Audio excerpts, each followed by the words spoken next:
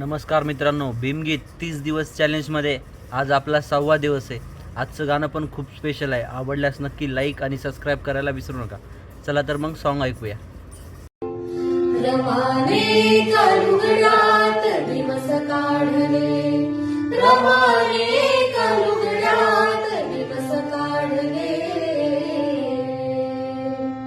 पण आम्हा पुढं सोन्याचे ताट वाढले, आम्हा पुढं सोन्याचे ताट वाढले.